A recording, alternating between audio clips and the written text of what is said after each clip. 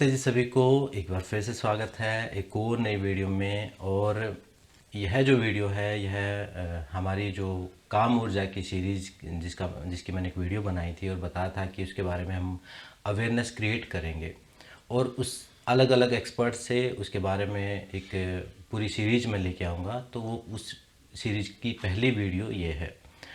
तो आज हमारे साथ हैं डॉक्टर आरती, जो कि MBBS हैं, गायनेकोलॉजिस्ट हैं और गोल्ड मेडलिस्ट हैं, और जो IMA रोहतक की वाइस प्रेसिडेंट भी हैं, और भी कई सारे ये स्पिरिचुअलिटी और डॉक्टर दोनों ही फील्ड की एक्सपर्ट हैं। तो डॉक्टर आरती से जो मैं मिला था 2011 में, जब डॉक्टर आरती से मैं मिला था तो इनके जो विचार थे तो उसके द्वारा मुझे एक नई इंसाइट मिली थी। पहले मैं सिर्फ योग में ही मेरी शिक्षा दीक्षा जो है योग में और अध्यात्म में ही थी। मेडिकल साइंस का मुझे इतना ज़्यादा नहीं पता था, लेकिन ये गायनेकोलॉजिस्ट थी तो इनसे बातचीत हुई, विचार विमर्श हुआ, तो एक नया आयाम मुझे देखने को मिला। फिर मुझे समझ में आया कि हमारे ऋषियों ने योग सूत्र भी लिखा है और काम सूत्र भी लिखा है। जबकि बीच में थोड़ा सा हमारा देश गुलाम रहा, तो इस विषय में थोड़ा सा हम रूढ़िवादी हो गए हैं, थोड़ा सा कंजर्वेटिव माइंड हमारा इस चीज़ को लेके हो गया है। हम सेक्स एजुकेशन के बारे में और इस बारे में बात करने से थोड़ा डरते हैं। तो इसी के बारे में मैं इसी विषय को थोड़ा सा और डीपली एक्सप्लोर करने के लिए पूरी सीरीज लेके आ रहा हूँ। इस पूरी सीरीज का पहला जो एपिसोड है यह है। आज का जो हमारा विषय है, अभी 8 तारीख को वुमेंस डे है, तो उसमें हम उसके उपलक्ष्य में मैं यह जो वीडियो लेके आया हूँ, इसमें हमारा आज का विषय है सेक्सुअल हेल्थ और वुमेंस हेल्थ। मतलब उसको हम रिलेट करने की कोशिश करेंगे कि स्त्रियों के जीवन में यौन स्वास्थ्य की क्या ज़रूरत है, यौन स्वास्थ्य है क्या, उसके विभिन्न आयाम क्या क्या हैं, उस बारे में आज हम डॉक्टर आरती से जानने की कोशिश करेंगे। तो डॉक्टर आरती, स्वागत है आपका। धन्यवाद सर, आपका बहुत बहुत थैंक यू कि आपने मुझे आज के इस वीडियो के लिए बुलाया। और आज सभी ऑडियंस को भी बहुत बहुत धन्यवाद, आप जो इस महिला दिवस के उपलक्ष्य में हमारे इस लेक्चर को सुन रहे हैं।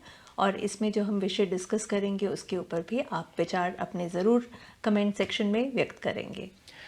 डॉक्टर आरती का भी अपना एक चैनल है लेट्स टॉक करके, उसका लिंक जो है मैं डिस्क्रिप्शन में डाल दूंगा, तो उसको भी आप एक बार देखें। और वहाँ पर भी ये जैसे जो भी नॉलेज आज हम यहाँ पर शेयर करेंगे, वैसी ही चीज़ें, वैसी ही अवेयरनेस ये अपने स्तर पर भी एक सामाजिक उत्थान के लिए, महिला उत्थान के लिए और रिलेशनशिप्स के लिए एक हीलिंग करने का इनका अपना एक डिफरेंट तरीका है। एक हीलिंग हम करते हैं योग से, प्राणायाम से, एनर्जी से, और एक हीलिंग ये करते हैं काउंसलिंग के द्वारा, अपनी मेडिसिन्स के द्वारा। तो इनसे एक और कॉन्सेप्ट मुझे बहुत अच्छा जानने को मिला कि डॉक्टर भी एक प्रकार के हीलर ही हैं।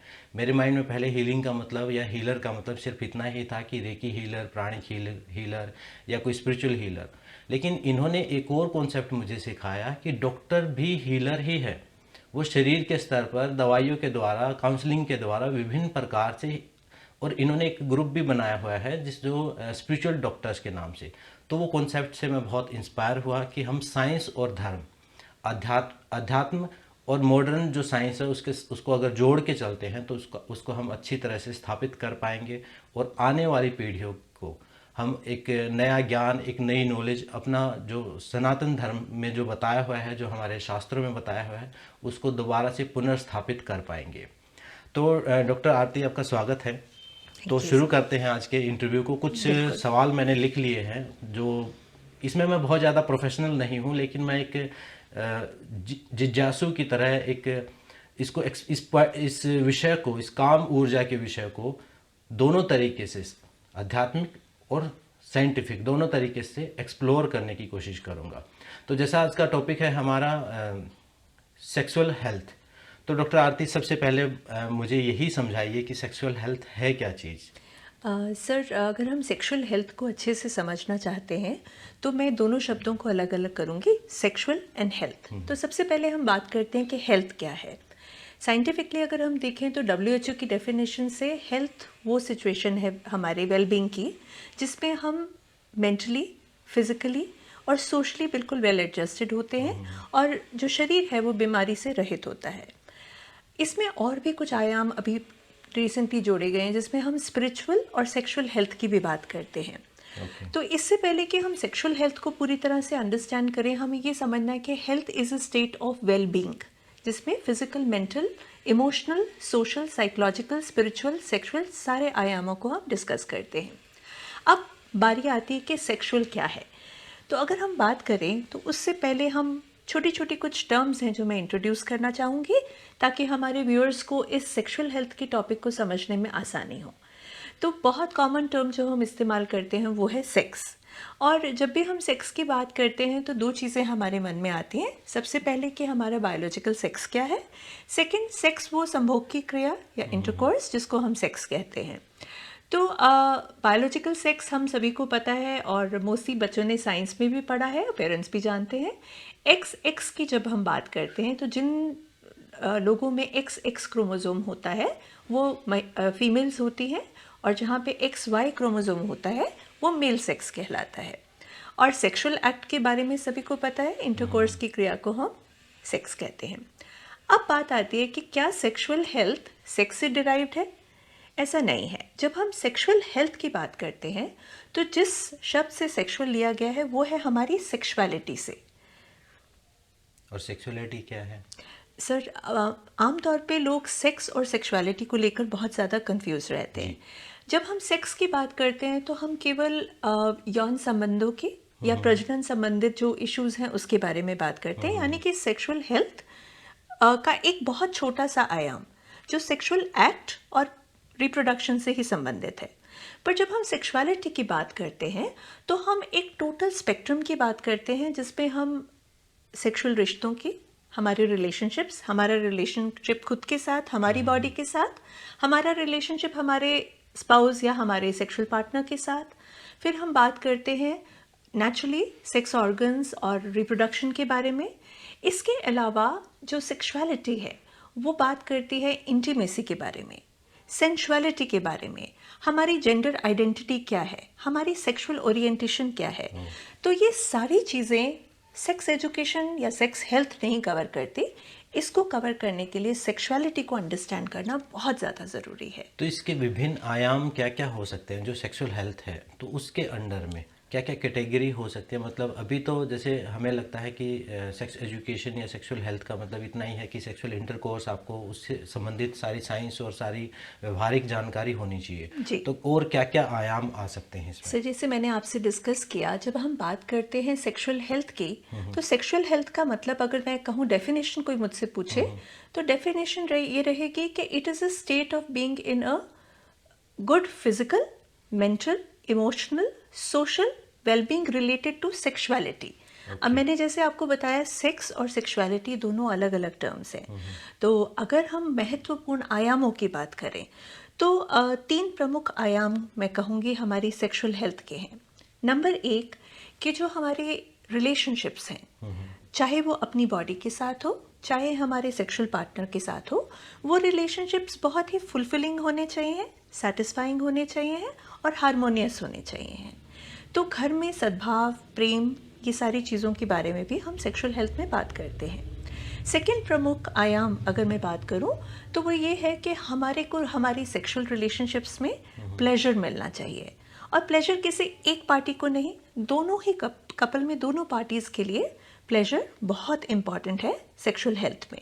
तो सेक्सुअल हेल्थ प्लेजर को भी एड्रेस करता है। This is very important aspect जिसको हम काफ़ी हद तक केवल अगर हम सेक्स के बारे में बात करें वहाँ हम नज़रअंदाज कर जाते हैं। और जो थर्ड सबसे इम्पॉर्टेंट आयाम है सेक्सुअल हेल्थ का वो ये है कि हम सेफ सेक्स की बात करें। तो ये तीनों आयाम अगर कवर होते हैं तो हम ये मानते हैं कि एक पर्सन या एक कपल सेक्सुअल हेल्थ की ऑप्टिमम स्टेज में है। आपने एक चीज़ कही कि अपने खुद के साथ जो हमारा संबंध है वो भी सेक्सुअल हेल्थ का ही पार्ट है। बिल्कुल उसको बिल्कुल थोड़ा सा एक्सप्लेन करें। राइट। तो सर एक छोटी सी मैं कहावत कहूँगी जो मैं अपने मन में सोचती हूँ। पहला रिश्ता खुद से, दूसरा खुदा से, तीसरा खुदा के हर बंदे से। तो हमारे जो आउटर रिलेशनशिप्स हैं वो हमारे इनर रिलेशनशिप का ही रिफ्लेक्शन होते हैं। अगर हम किसी भी कारण से अपने भीतर द्वंद्व की स्थिति में हैं, चाहे हमारा इमोशनल मेंटल कन्फ्लिक्ट है, चाहे हमारी सेक्सुअलिटी को लेके हमारा कन्फ्लिक्ट है, तो वो कन्फ्लिक्ट हमारे बाहरी रिलेशनशिप्स में भी झलकेगा। तो जब हम सेक्सुअलिटी एजुकेशन की बात करते हैं या सेक्सुअल हेल्थ की बात करते हैं, तो हम इस भीतर के कन्फ्लिक्ट को भी रिजॉल्व करने की बात करते हैं कि कहीं पे कोई भी द्वंद्व या विरोधाभास ना रहे। और सर, जैसे आपने सिखाया भी है और आप बताते भी हैं, योग में भी हम तीनों ही चीज़ों को अलाइन करते हैं, माइंड बॉडी सोल तीनों के कॉम्प्लेक्स को। तो इसी तरह अंदर कुछ भी परस्पर विरोधाभासी चीज़ें ना हो, कन्फ्लिक्ट ना हो, उसको भी एड्रेस किया जाता है। तो इसमें आती हैं चीज़ें जैसे हमारा खुद के बारे में, हमारी सेल्फ एस्टीम के बारे में क्या सोचना है, हम अपने बारे में कैसा मूल्यांकन करते हैं, हमारी बॉडी के बारे में क्या है। परफेक्ट बॉडीज़ तो किसी की भी नहीं है, बट फिर भी क्या हमारा अपनी बॉडी के प्रति एक हेल्दी नज़रिया है कि नहीं, हम किसी हीन भावना से ग्रस्त तो नहीं है।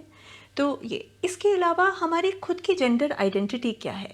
बहुत बार आप देखते हैं आजकल लोग आ रहे हैं जिनको लगता है कि शरीर तो आदमी का मिला हुआ है, पर मैं अंदर से महसूस करता हूँ जैसे मैं एक औरत हूँ, मैं एक फीमेल हूँ। तो हमारी जेंडर आइडेंटिटी क्या है, क्या वो हमारी बायोलॉजिकल आइडेंटिटी के साथ अलाइंड है, हमारी सेक्सुअल ओरिएंटेशन क्या है, सेक्सुअल संबंधों में हम किसके प्रति आकर्षित होते हैं। तो ये सारी चीज़ें ही हम सेक्सुअल हेल्थ के अंडर डिस्कस भी करते हैं और इससे उपजने वाले जो भी इश्यूज हैं उनको हम एड्रेस भी करते हैं। ओके, तो ये तो एक मेरे हिसाब से एक बहुत ही बड़ा टॉपिक हो गया। जी जी। कि इसमें हम अपने साथ भी, ये तो मतलब अगर मैं जिस हिसाब से आपने बताया, तो मतलब अपने साथ संबंध अगर हमारा ठीक नहीं होगा तो हम दूसरे के साथ भी, और यही हम योग में भी यही पढ़ते हैं, अध्यात्म में भी, कि हम खुद से जब प्रेम नहीं कर सकते, खुद की केयर नहीं कर सकते हैं, तो दूसरे की भी हम नहीं कर पाएंगे। वही चीज़, और ये सेक्सुअल हेल्थ का ही पार्ट है। ये बहुत इंटरेस्टिंग बात आपने बताई। जी। अब डॉक्टर आरती ये बताइए कि जो सेक्सुअल हेल्थ है, क्या वो नहीं है, मतलब जो भ्रांतियां हो सकती हैं या लोग समझ सकते हैं, क्योंकि ये सीरीज बनाने से पहले ईमानदारी से मैं आपको बता रहा हूँ कि मुझे पता है कि लोगों के दिमाग में क्या चीज़ें आई होंगी, या जैसे यूट्यूब पे मैं सर्च करता, मैंने सेक्स एजुकेशन को सर्च करने की कोशिश की, तो उसमें पता नहीं क्या ऊट पटांग चीज़ें आ गई उसमें, जिसका कोई लेना देना नहीं। तो फिर मेरे अंदर ये थोड़ा सा और आया कि अब इस चीज़ को लोग किस प्रकार से देखते हैं। तो इसलिए सबसे पहला जो गेस्ट मैंने आपको इसलिए रखा क्योंकि आप ऑथेंटिक है इस चीज़ के बारे में बोलने में। जी बिल्कुल। जी बताइए। देखिए, हम जिस प्लेटफॉर्म पे बैठे हैं और आपने जो हमारे लिए प्लेटफॉर्म क्रिएट किया है, बहुत ज़रूरी है कि हम जो भी इंफॉर्मेशन डिस्कस करें वो साइंटिफिक इन नेचर हो, एक्यूरेट हो, और हम कंप्लीट नॉन जजमेंटल इंफॉर्मेशन अपनी ऑडियंस को दें। तो आपने बिल्कुल सही कहा, जब हम सेक्सुअल हेल्थ की बात करते हैं तो सेक्सुअल हेल्थ क्या नहीं है। और बिल्कुल आपने ठीक कहा कि जब हम सर्च करना शुरू करते हैं तो पोर्नोग्राफी बहुत ज़्यादा सामने आती है। बिल्कुल। और जिस खोज के साथ हम निकले होते हैं, कई बार हम उस रास्ते से ही भ्रमित हो जाते हैं, क्योंकि सेक्सुअल हेल्थ या सेक्सुअलिटी एजुकेशन की जब हम बात करते हैं तो वो कहीं ना कहीं हमें ऐसा लगता है कि कहीं हम पोर्नोग्राफी तो नहीं सीख रहे, या हमें कहीं इसके बारे में तो नहीं बताया जा रहा। दूसरा एक जो बहुत मन में वो रहता है कि सेक्सुअल हेल्थ केवल कॉन्ट्रासेप्शन की बात कर रही है, या सेक्सुअल हेल्थ केवल गुप्त रोगों की बात कर रही है। तो हमें ये भी लगता है कि इसके बारे में तो हमें पता है, इससे ज़्यादा हमें क्या पता करना, ये तो चीज़ें हम आमतौर पे यूज़ कर रहे हैं। तो इसका स्कोप, इसके आयाम इससे बहुत आगे विस्तृत हैं। ये तो केवल एक बूंद मात्र है पूरी सिचुएशन की स्टडी के अंदर। तीसरा जो हमें लगता है कि प्लेजर की बात जनरली नहीं की जाती। बिल्कुल। जब हम कोई भी मुद्दा डिस्कस करते हैं, साइंटिफिकली भी डिस्कस करते हैं, तो कई बार हम प्लेजर के इम्पॉर्टेंट एस्पेक्ट को भूल जाते हैं। और ख़ास तौर पे इंडिया में, जहाँ पे हमारी सोसाइटी थोड़ी सी रिस्ट्रिक्टिव इन नेचर है, की तरह समझा जाता है, मतलब पता नहीं, क्योंकि मैं जिस परिवेश से आया हूँ, मैं गांव से आया हूँ। अभी ठीक है मैं शहर में हूँ, लेकिन मैं गांव से आया हूँ, तो मुझे पता है सेक्स करता हर कोई है, हम पैदा सेक्स से हुए हैं, हर कोई बात भी करना पसंद करता है, लेकिन एक पाप की तरह उनके माइंड में गिल्ट फील रहता है उनके अंदर। जैसे जहाँ भी कोई, चाहे वो आपस में माँ बाप से हम कोई बात डिस्कस नहीं कर सकते। मैंने जो अपनी सेक्स एजुकेशन है वो जब मैंने 9th क्लास में वो चैप्टर आया तो वो स्किप करा दिया गया। मुझे लगा ये क्यों नहीं पढ़ा है, कि अपने आप पढ़ लेना, ये बोल दिया जाता है। और दूसरी चीज, जो एजुकेशन मिली मुझे कहाँ से मिली, वो यार दोस्तों से मिली, ऐसे लोगों से मिला जो खुद पढ़े लिखे ही नहीं है। बिल्कुल। तो उस चीज़ के लिए ये एक बड़ा वास्ट टॉपिक हो गया। हाँ जी। अब जैसे आज का जो हमारा विषय है महिलाओं के लिए सेक्सुअल हेल्थ, हाँ तो वो जी। क्यों ज़रूरी है महिलाओं के लिए, ये आप थोड़ा एक्सप्लेन करेंगे तो देखिए, सही रहेगा। महिलाओं के लिए बहुत ही इम्पॉर्टेंट टॉपिक है, क्योंकि सबसे पहले हमें समझना ज़रूरी है कि इस सृष्टि में जितनी भी उत्पत्ति है महिलाओं के माध्यम से है। तो प्रजनन का जो संपूर्ण भार है सृष्टि ने महिला के ऊपर सौंप रखा है। बिल्कुल। और अगर उसको अपनी बायोलॉजी, अपने अंगों के बारे में नहीं पता होगा, और अगर उसको इस बात के बारे में ज्ञान ही नहीं होगा कि सेक्सुअल एक्ट के दौरान उसके साथ क्या दिक्कतें आ सकती हैं या वो क्या परिणाम उसको भुगतने पड़ सकते हैं, तो कहीं ना कहीं हम उसको सशक्त नहीं कर पा रहे उस प्रजनन के प्रोसेस के अंदर। तो इट इज़ वेरी इंपॉर्टेंट कि हम ये चीज़ें खुलकर महिलाओं से डिस्कस करें। सेकेंडली, हम सभी जानते हैं कि हमारा समाज प्राथमिक तौर पर एक पुरुष प्रधान समाज है, और जैसे मैंने पहले कहा, इस समाज में महिलाओं के पास अधिकार बहुत कम है। ख़ास तौर पे बेडरूम में तो बहुत ही ज़्यादा डिसएडवांटेज पे हैं वुमेन। उनको अपने प्लेजर के लिए कुछ भी कहने का, अपने प्लेजर के लिए डिमांड करने का हक नहीं है। अगर कोई लेडी अपने प्लेजर की बात करती है तो उसको बहुत फॉरवर्ड या लूज लेडी समझा जाता है। तो उसको अपनी सेक्सुअल राइट्स नहीं पता, उसको ये नहीं पता कि वो अपनी शादीशुदा ज़िंदगी में भी किसी चीज़ के लिए नो कहने की क्षमता रखती है, और ये उसका राइट है। तो इसके अलावा बहुत इम्पॉर्टेंट बात यह है कि लेडीज़ जो हैं, वो महिलाएं हैं, वो किसी भी प्रकार की इंफॉर्मेशन और प्रॉपर एजुकेशन को भी असेस करने से वंचित हैं। और बहुत सारी आप देखेंगे मेंसेस हर महीने लेडीज़ को आते हैं, और बहुत सारी लेडीज़ मेंसेस में दर्द को भी अनुभव करती हैं। पर हमारा जो कल्चर है वो सहन करने का कल्चर है। हम उसको हेल्थ सर्विसेज के पास नहीं लेके जाएंगे, या हम उसको डॉक्टर से नहीं मिलवाएंगे, क्योंकि ये तो हर महीने होना है। और शुरू से सहन करने का कल्चर एक सिखाया जाता है, और वो सहन करने का कल्चर आपके रिश्तों में भी जाता है। आपके घर डोमेस्टिक वायलेंस हो रहा है तो उसमें भी सहन करने का कल्चर है। तो वो सहन करने का जो कल्चर दे रखा है औरत को, और प्रॉपर गाइडेंस ना लेने का, प्रॉपर हेल्थ सर्विसेज ना असेस करने का, तो लेडीज़ के लिए बहुत बहुत इम्पॉर्टेंट है कि वो सेक्सुअल हेल्थ के बारे में जाने और सेक्सुअल राइट्स को भी अपने समझे। तो very important to discuss all these issues with women. तो जैसा अभी हम डिस्कस कर रहे थे, इसको एक पाप की तरह समझा जाता है, तो इस पर हमें बात करनी क्यों ज़रूरी है? क्या मतलब अभी हम बात करने से बचते हैं, बिल्कुल बिल्कुल। तो वो क्यों ज़रूरी है? देखिए, मैं आपको ना एक बहुत ही मज़ेदार सी बात बताती हूँ। हम सब सामाजिक प्राणी हैं, और समाज की जो सबसे छोटी इकाई है वो है परिवार। अब ये परिवार कैसे बनता है? जब एक युगल एक साथ आते हैं, और क्योंकि हमारे यहाँ अभी भी अधिकतर शादियाँ अरेंज्ड मैरिजेस हैं, और मैरिज का तो मतलब ये है कि सेक्स होगा, बिल्कुल, संभोग से यूनियन होता है। तो जहाँ पे यूनियन ही सेक्स के माध्यम से है, वहाँ पर इन विषयों पर बात करने से क्यों डरना, क्यों घबराना और क्यों शर्माना? तो बड़ी मज़ेदार सी बात है। आप देखेंगे शादी होती है, 25-30 लाख रुपए का खर्चा हो जाता है, दोनों तरफ पार्टीज मिलके कपड़े खरीदते हैं, सब कुछ करते हैं, खाना पीना होता है, रिश्तेदार इकट्ठे होते हैं। अगर उस शादी के बाद किसी भी कारण से कपल के बीच में सेक्स नहीं हो पाता, तो वो 25-30 लाख रुपए का खर्चा बिल्कुल ज़ीरो और वाइड है ना? तो ये बड़ी ही मज़ेदार सी बात है कि हम उसके कार्ड्स छपवा सकते हैं, लोगों को इकट्ठा कर सकते हैं, उस नाम पे खाना खा सकते हैं, धर्म को इन्वॉल्व कर सकते हैं, पर जिस विषय के लिए शादी हो रही है और जो यूनियन का पॉइंट है, उसी पर हम बात करने के लिए रेडी नहीं है। कोई बात है, ना कोई एजुकेशन। बिल्कुल, उसके बारे में कोई एजुकेशन भी नहीं है। तो कपल सब तरह की बात फ़ोन पे करेगा, हालांकि सेक्स की भी बातें करेगा, बट छोटी छोटी बातें कि कितने बच्चे करने हैं, कॉन्ट्रासेप्शन कौन इस्तेमाल करेगा, वो बच्चे कब होने हैं, इस बारे में कोई बात ही नहीं होती है। तो समाज की बेसिक इकाई जब परिवार है, तो सेक्सुअल हेल्थ अगर अच्छी होगी तो हम ना केवल एक परिवार को मजबूत कर रहे हैं, ना केवल उनके रिश्तों को हम अच्छा बना रहे हैं, बल्कि हम कम्युनिटी को भी सर्व कर रहे हैं, और यहाँ तक कि पूरे देश को भी सर्व कर रहे हैं। बिल्कुल बिल्कुल। इसके बारे में मैंने जो इंट्रो वीडियो बनाई थी उसमें भी मैंने बताया था कि हम मतलब हो सकता है अब जो जनरेशन है वो थोड़ी सी ज़्यादा एजुकेशन हो, उसमें बातें की जाती हों, माँ बाप भी समझा रहे हों, लेकिन मैंने तो अपने जीवन में 15 साल तक जो पढ़ाई करी वो मेरे कहीं काम नहीं आई, उसमें सेक्स एजुकेशन कहीं भी नहीं थी।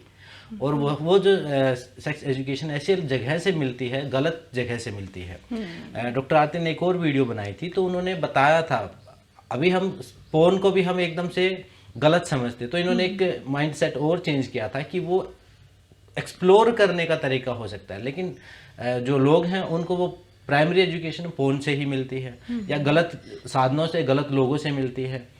तो एक और चीज़ डॉक्टर आरती आपने बताई कि सेक्सुअल राइट्स के बारे में बताया, तो राइट्स भी होते हैं सेक्सुअल? बिल्कुल। देखिए, जिस तरह ह्यूमन राइट्स दिए गए हैं, तो सेक्सुअल राइट्स का कोई अलग से चार्टर तो नहीं है, बट जो हम सेक्सुअल राइट्स जिनकी हम बात करते हैं, वो राइट्स उसी ह्यूमन राइट्स के चार्टर से ही उठाकर सेक्सुअल राइट्स बनाए हुए हैं। तो ये राइट्स दोनों के हैं, पुरुषों के भी हैं, स्त्रियों के भी हैं। तो अगर हम बात करें, सबसे पहले हमारा राइट टू प्राइवेसी है। दोनों पार्टीज़ को पूरा राइट है कि वो अपने प्राइवेसी में अपनी सेक्सुअल जो भी अफेयर्स हैं उनको कंडक्ट करें। सेकेंडली, किसी भी प्रकार का कोई डिस्क्रिमिनेशन, चाहे वो जेंडर के आधार पे हो, कि भाई पुरुष स्त्री के ऊपर किसी तरह का ज़बरदस्ती नहीं कर सकता, उसके अगेंस्ट कोई दुर्व्यवहार नहीं कर सकता, या फिर सेम सेक्स समलैंगिक कपल्स हों, तो उसमें भी आप जेंडर या किसी और बेसिस पे कोई डिस्क्रिमिनेशन नहीं कर सकते। कोई भी सेक्सुअल एक्ट ऐसा नहीं हो सकता जिसमें किसी पार्टी को फोर्स किया जाए।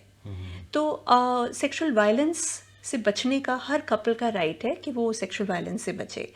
इसके अलावा हम सभी का राइट है कि हम अच्छे से अच्छी इन्फॉर्मेशन, एजुकेशन प्राप्त कर सकें सेक्सुअलिटी रिलेटेड मैटर्स के लिए। और हमें सबको राइट है कि हम अपनी सेक्सुअल हेल्थ के लिए जो भी हमारे पास हेल्थ सर्विसेज हैं उसका पूरा लाभ उठा सकें, चाहे वो कॉन्ट्रासेप्शन से रिलेटेड हों, चाहे वो गुप्त रोगों से संबंधित हों, चाहे वो सेक्सुअल अवेयरनेस, सेक्सुअल हेल्थ के बारे में जानकारी प्राप्त करने से रिलेटेड हों। तो हमारे पास पूरा राइट है कि हम उन इंफॉर्मेशन और उन सेंटर्स को असेस कर सकें। इसके अलावा हमें राइट है कि हम अपनी पसंद का सेक्सुअलिटी अपना सकें, अपनी पसंद का पार्टनर चुन सकें, अपनी पसंद से डिसाइड करें कि हमने बच्चे कब करने हैं, कहाँ करने हैं, कितने करने हैं। तो ये सारे राइट्स हैं, और अगर किसी भी कारण से हमारे इन राइट्स का उल्लंघन होता है तो हमारे पास ये भी राइट है कि हम अपने लिए कोई जुडिशरी जो लीगल सिस्टम है उसमें उसका रिड्रेसल भी प्राप्त कर सकें। तो ये हमारे सभी सेक्सुअल राइट्स हैं। बहुत बढ़िया। अभी आपने बात की सेफ सेक्स की भी बात की, तो उसको समझाएं थोड़ा सा। देखिए, अभी तक जैसे मैंने आपसे पहले भी कहा, सेफ सेक्स को हम यही सोचते थे कि अनवांटेड अनप्लान्ड प्रेगनेंसी ना हो, या फिर हमें किसी प्रकार का गुप्त रोग ना हो।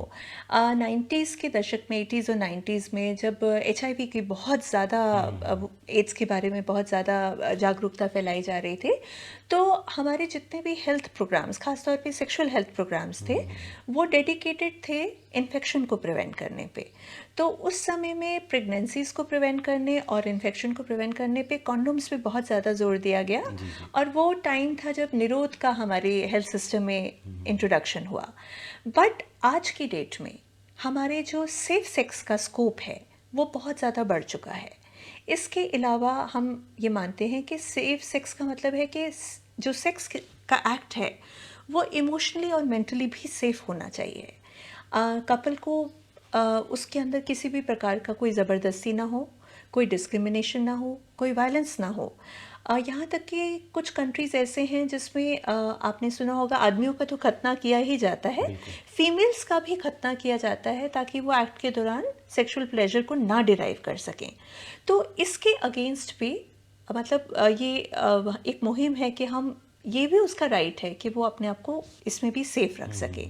तो सेफ्टी केवल अनवांटेड प्रेगनेंसी से नहीं है, इन्फेक्शन से नहीं है, सेफ्टी टोटल बेडरूम में जो भी एक्शंस हो रहे हैं उससे टोटल सेफ्टी हर लेडी का, हर आदमी का राइट है।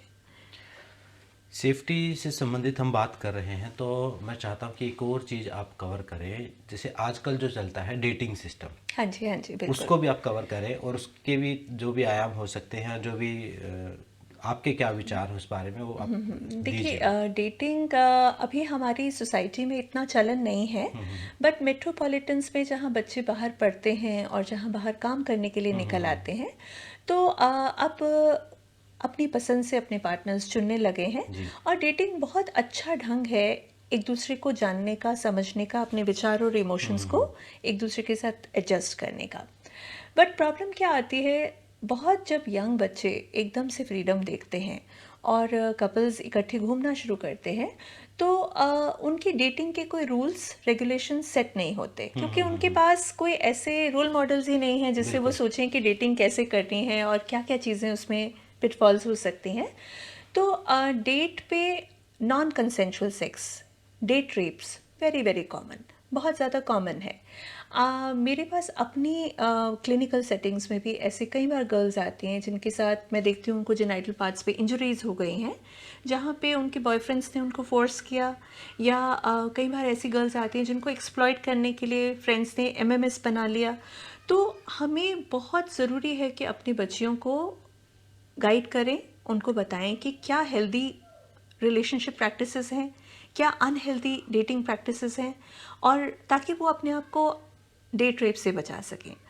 इसके अलावा बच्चे बहुत जल्दी चाहे वो आपस के प्रेशर में आके, चाहे वो हमारी मीडिया के प्रेशर में आके, बहुत जल्दी ही सेक्सुअल बिहेवियर में इंडल्ज होना शुरू हो जाते हैं। बिल्कुल। तो दोस्ती से लेकर सेक्सुअल बिहेवियर तक जाने का कर्व बहुत ही शार्प हो गया है, टाइम नहीं लगा रहे बच्चे उसमें। तो कई बार ऐसे में गर्ल चाहे मेंटली इमोशनली रेडी भी नहीं होती, वो प्रेशर में आकर अपने पार्टनर को हाँ कह देती है सेक्स के लिए, जो कि उसकी मानसिक, शारीरिक और इमोशनल हेल्थ के लिए बहुत ही ख़राब चीज़ होती है।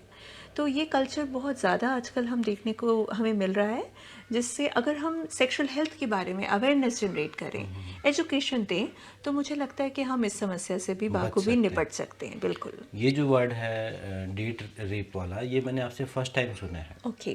क्योंकि ये तो है कि डेट करते हैं, गर्लफ्रेंड बॉयफ्रेंड का एक कल्चर चल पड़ा है, हाँ जी। हर कोई बना रहा है, लेकिन ऐसा होता भी होगा और होता होगा, बहुत लोगों के साथ होता बिल्कुल होगा, बिल्कुल। जहाँ सिर्फ बातचीत से बात शुरू हुई है, कभी मिलना जुलना हो गया और उसको फिर, और खासकर लड़कों का तो एक ही वो रहता है। हाँ जी। लड़कियां फिर भी अपनी एक लिमिट सेट करके रखती है, हाँ लेकिन जी। लड़कों का तो एक ही उद्देश्य रहता है।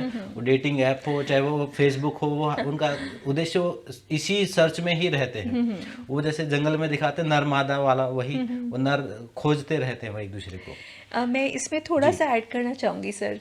अगर हम अपनी लेडीज़ को, हम महिलाओं को सेक्सुअल हेल्थ के बारे में एजुकेट करेंगे और उनको हम अगर ओपन करें, तो हमारी जो अगली पीढ़ी के बेटे हैं, जो लड़के हैं, वो भी थोड़े से समझ पाएंगे और वो अंडरस्टैंड कर पाएंगे और भावनात्मक तौर पर जुड़ने की ज़्यादा कोशिश करेंगे, हालांकि बल्कि कि शारीरिक तौर पर गोल दागने की कोशिश करें।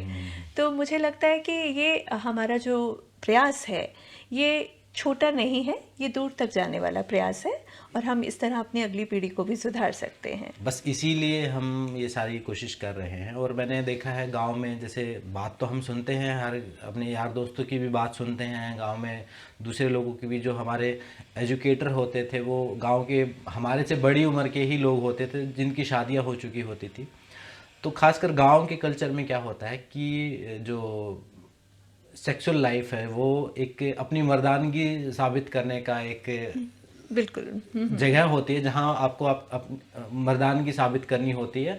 और वहां आपके पार्टनर का चाहे मन हो चाहे ना हो, चाहे उसकी उम्र छोटी हो, कई बार ऐसा होता है छोटी छोटी उम्र में ही लड़की, मैंने देखा है शादियां कर दी गई हैं। जी जी, अभी भी ऐसा और काफी बड़े बड़े आदमियों से कर दी गई हैं। तो वो बड़ी, मुझे लगता है कि उनकी प्रताड़ना, यही सब, ये जो रेप ही उनके साथ सारी उम्र हुआ होगा। बिल्कुल बिल्कुल। एक और जो बेडरूम रेप की भी आपने एक बात बताई, तो उसके बारे में भी थोड़ा सा प्रकाश देखिए, डालें। जब हम बात करते हैं सेक्सुअल वायलेंस की, तो अधिकतर जो सेक्सुअल वायलेंस फेस किया जाता है वो हम अपने परिचितों से ही फेस करते हैं। बहुत कम ऐसा होता है कि बाहर के लोग आए। और पर प्रॉब्लम क्या है कि जो घर के अंदर सेक्सुअल वायलेंस हो रहा है या सेक्सुअल अब्यूज़ हो रहा है, वो जनरली हम लोक लाज की वजह से उसको हम रिपोर्ट नहीं करते। बाहर वाले किस्से तो फिर पता चल जाते हैं। अब मैं किन स्तरों पर हमें अपने बच्चों को बचाना पड़ता है? हम सोचते हैं कि घर के सभी मेंबर्स सेफ हैं, ऐसा नहीं है। छोटी बच्चियों को घर के अंदर ही सबसे ज़्यादा अब्यूज़, सेक्सुअल अब्यूज़ या सेक्सुअल वायलेंस मिलता है। मैरिड वुमेन के लिए सबसे बड़ा क्षेत्र जो सेक्सुअल वायलेंस का है, वो उनका अपना मैरिटल बेड है, जहाँ पे उनको कई बार वो अपनी बाउंड्रीज नहीं व्यक्त कर पाती, नहीं बता पाती कि क्या चीज़ उनको सही लग रही है और क्या गलत है। और एक वही जैसे मैंने कहा सहन करने का कल्चर और समर्पण का कल्चर हमारे यहाँ है कि लेडी को जाके चाहे राइट है चाहे रॉन्ग है, पति परमेश्वर है, उसको एक समर्पण देना है। कई बार हम उसमें देख भी नहीं पाते कि कहाँ पति परमेश्वर के एक्शन में है, कहाँ वो पिशाच के एक्शन में है। तो वो समर्पण की वजह से वो बहुत सारी चीज़ें ऐसी हैं जो वायलेंस के दायरे पे आ जाती हैं और पॉजिटिव सेक्सुअल बिहेवियर नहीं रह पाता। तो तीसरा हमने बात की ही डेट रेप्स के बारे में। तो marital rapes, domestic sexual violence सबसे ज़्यादा बड़ा परसेंटेज है जो लेडीज़ फेस करती है। एग्जैक्टली वायलेंस और फेस मुझे ऐसा करती लगता है हैं। कि एक बार मतलब अपने जीवन में 90% लेडीज करती ही होंगी। बिल्कुल बिल्कुल। एक जैसे मैंने पहले भी कहा, सेकंड जो है कि प्लेजर के लिए भी ये भी बहुत इम्पॉर्टेंट बात है कि हमारा कल्चर अभी भी ऐसा है जहाँ वुमेन अपने प्लेजर की डिमांड नहीं कर सकती। यही सवाल मैं अगला पूछने हाँ वाला जी। था। तो इसमें भी जहाँ एक तरफ स्पेक्ट्रम में सेक्सुअल वायलेंस है, जहाँ जो उसके बिना कहे उस पर थोप दिया जाता है, दूसरा स्पेक्ट्रम का एंड है प्लेजर, जो उसको चाहकर भी कई बार अपने मैरिटल बेड में नहीं मिल पाता है। तो अभी भी हमारी धारणा है कि जो सेक्स की एक्टिविटी है वो पुरुषों के प्लेजर के लिए बनाई गई है। औरत का काम केवल उसमें प्रजनन करना है और पुरुष की नीड्स को सेटिस्फाई करना है। तो ये भी एक बहुत बड़ी भ्रांति है जिसको हमें तोड़ना है। और एक ये जो फीलिंग कि जो औरतें अपने प्लेजर की डिमांड करती हैं या बेडरूम में अपनी नीड्स को व्यक्त करती हैं, तो वो उनके चरित्र के साथ एक हनन की सी फीलिंग आ जाती है कि ये डिमांड कर रही है, कहाँ से सीख कर आई, उनको कैरेक्टर सर्टिफिकेट इसको दे दिया जाता है इस बारे में। एग्जैक्टली। तो इसके चलते भी बहुत बार लेडीज अपने बेडरूम लाइफ में अनसेटिस्फाइड, अनफुलफिल्ड फील करती हैं और एक बहुत बड़ा रिजेंटमेंट, बहुत बड़ा फ्रस्ट्रेशन उनके मन में होता है।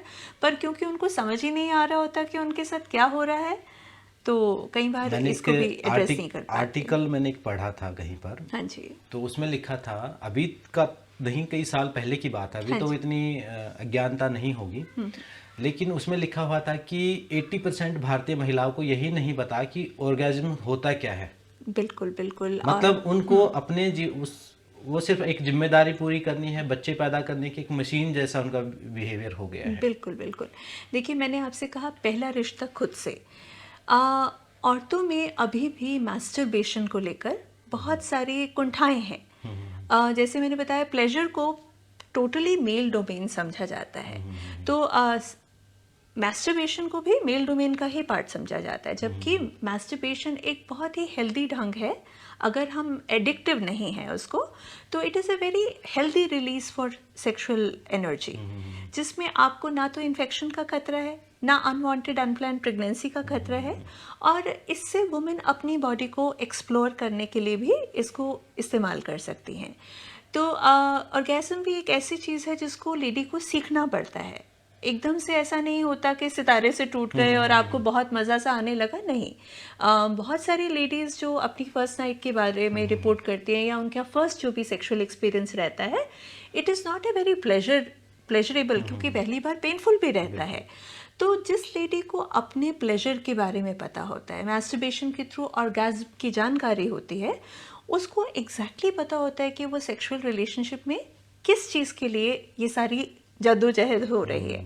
तो सेक्सुअल हेल्थ ये पार्ट्स भी कवर करता है, और इसको लेके जो हमारे मन में भ्रांतियां हैं या कुंठाएं हैं, उनको भी ओपन अप करने में बहुत मदद करता है। मेरे पास मैसेज भी आते हैं, कॉल भी आते हैं, और खासकर जो वीडियो मैंने डाली कि सेक्सुअल हेल्थ वाली, तो उसके बाद तो काफ़ी ही आए और लोगों ने अपनी समस्याएं बताई मुझे। तो मुझे लग रहा है कि इसको अभी भी गिल्ट फील या पाप की तरह देखा जा रहा है। फिर मैंने इसको, क्योंकि मैं तो हूँ तो एक योगा टीचर हूँ, तो मैं एक स्पिरिचुअल प्रैक्टिशनर, तो मैंने उसको वहाँ भी एक्सप्लोर किया। तो मुझे समझ में आया कि ये जो ब्रह्मचर्य, और इस टॉपिक को मैंने अच्छे से किया, उसको पढ़ा, योगिक थेरेपी में पढ़ा, तो वहाँ भी सेम यही बातें बताई हुई हैं जहाँ जो डॉक्टर आरती ने बताई हैं, वही सारी चीज़ें। वहाँ भी कोई ऐसा नहीं बताया हुआ कि अब ब्रह्मचर्य रहो और अब बिल्कुल सेक्स करना ही नहीं, या कोई एक्टिविटी में इन्वॉल्व नहीं होना, या ये पाप है, ऐसा बिल्कुल भी नहीं बताया हुआ। वो सर्टन डिसिप्लिन कुछ सर्टन पीरियड के लिए, कुछ निश्चित समय के लिए है कि आप कोई साधना कर रहे हैं, मान लीजिए 1 महीने की, 6 महीने की, तो उस दौरान आपको वो एक डिसिप्लिन फॉलो करना है, ना कि वो सारी उम्र। और आजकल यूट्यूब पर वीडियो भी डाली हुई है कि नो फैप और इस टाइप से, कि सारी उम्र मतलब आपको ब्रह्मचर्य का टॉपिक दे दिया जाता है और आप कुंठा में बिल्कुल एकदम विक्षिप्त होते रहते हैं। तो उसमें मैं उस पर मैं एक अलग से ही पूरी वीडियो ही हम बिल्कुल इस पर ही एक पूरी हाँ वीडियो हाँ जी, रखेंगे। क्योंकि हम स्पिरिचुअली भी इंक्लाइंड हूँ, और बहुत बार जब हम स्पिरिचुअल पाथ पर आगे बढ़ रहे होते हैं तो हमारी अपनी सेक्सुअल एनर्जी को लेकर हम बहुत ही कुंठित हो जाते हैं। बट अगर आप देखें, हमें ह्यूमन मैट्रिक्स में बांध के रखने के लिए 2 इंस्टिंक्ट्स दिए गए हैं, फीडिंग एंड ब्रीडिंग, और ये हमारे इंस्टिंक्टिव पार्ट्स हैं। नेचुरल सी बात है कि हमने इनको सबके साथ या हर सिचुएशन में नहीं एक्सप्रेस करना। वो राइट और रॉन्ग का समझ हो पाना ही वो स्पिरिचुअलिटी के साथ हमें आ जाता है कि इस एनर्जी को कहाँ किसके साथ हमने इस्तेमाल करना है।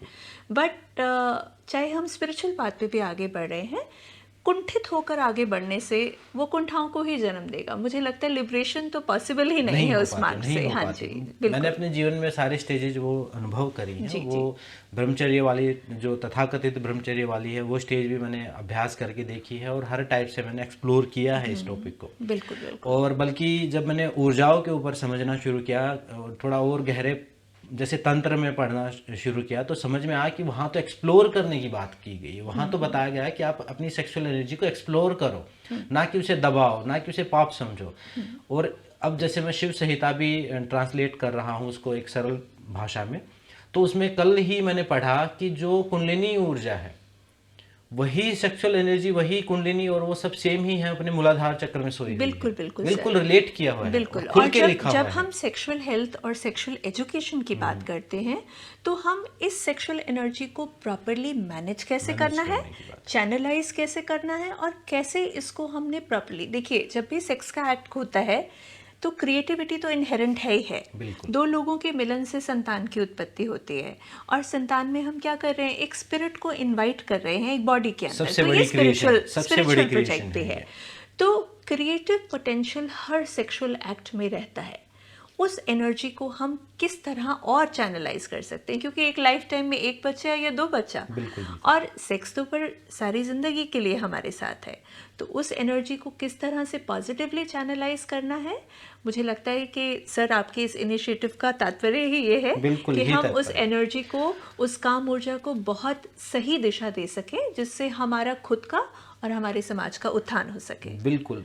मेरा जो ये वीडियो और ये सारी चीज़, इसको, ये मेरा एक टाइप से रिसर्च वर्क है। इसमें मुझे भी जानने को मिलेगा और जो मेरे व्यूअर्स हैं, जो साधक हैं, उनको भी जानने को मिलेगा। तो आज के टॉपिक पर वापस आते हैं डॉक्टर। आज अभी जो हमारा लास्ट ये है कि हम जो सेक्सुअल हेल्थ है उसको कौन से वो स्टेप्स क्या क्या ले सकते हैं उसको एनहेंस करने के लिए। जी बिल्कुल। किसी भी चीज़ को अच्छे से अगर हम अचीव करना चाहते हैं तो सबसे पहले उसके बारे में करेक्ट इन्फॉर्मेशन होना बहुत ज़रूरी है।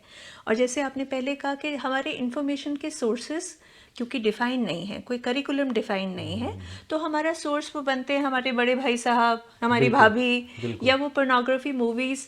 तो इट इज़ वेरी इम्पॉर्टेंट कि हम राइट पर्सन से मिलें, और ये हमारा भी दायित्व बनता है कि हम अपने आने वाली जनरेशन के लिए एक करेक्ट इन्फॉर्मेशन जो कि साइंटिफिक इन नेचर हो वो प्रदान करें।